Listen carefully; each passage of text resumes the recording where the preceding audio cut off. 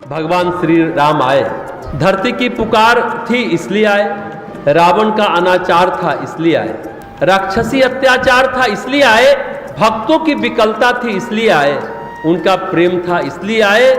उस प्रेम के कारण भगवान प्रकट हुए, त्रेता युग में भगवान प्रकट हुए।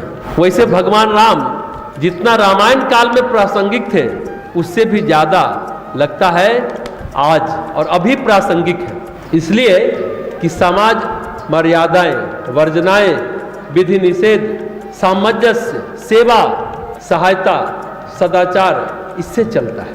आज ना तो मर्यादा है, न मर्यादाओं से जूझने का शौर्य है, न साहस है, क्योंकि भगवान राम के पास मर्यादा है। राम के पास बहुत बड़ी बड़ी शक्तियां ऋषि विश्वामित्र की दी हुई है, महर्षि अगस्त की दी हुई है, बला शक्ति, अति बला शक्ति सब है उनके पास। इसलिए भगवान राम आज भी प्रासंगिक है समाज को सही ढंग से चलाने के लिए, संतुलित रूप से चलाने के लिए। तो कल हम लोगों ने चर्चा की थी नवमी तिथि, मधुमास पुनीता, सकल पक्ष अभिजीत हरिप्रीता, मध्य दिवस अति शीत न पाया, पावन काल लोक विश्रामा।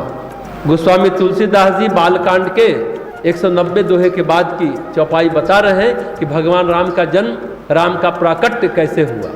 कहते हैं बड़ी सुंदर बेला थी, अभिनव क्षण था, मधुमास था।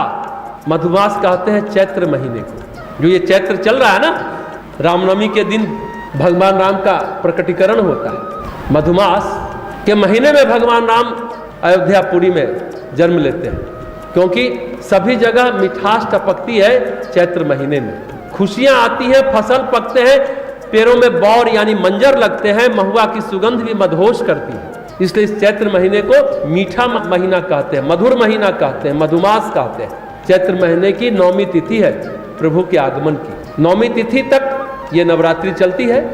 नवरात्रि तो आदिकाल से चली आ रही, और शुक्ल पक्ष है, अभिजीत मुहूर्त है।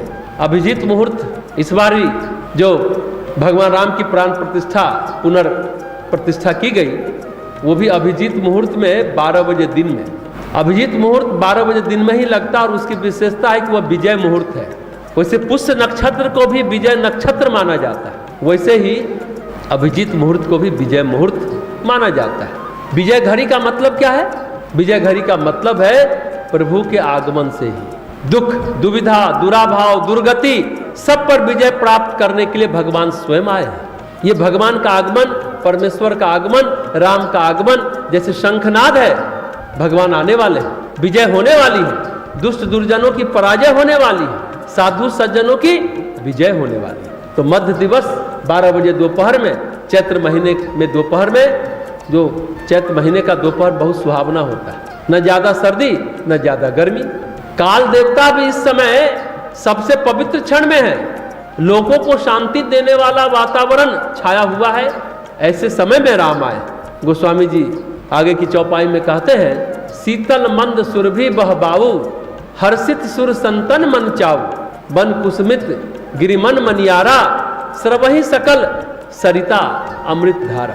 शीतल, मंद और सुगंधित पवन बह रहा था। देवता हर्षित थे, संतों के मन में बड़ा चाव था, वन फूले हुए थे, पर्वतों के समूह मणियों से जगमगा रहे थे, सारी नदियां अमृत की धारा बहा रही थी।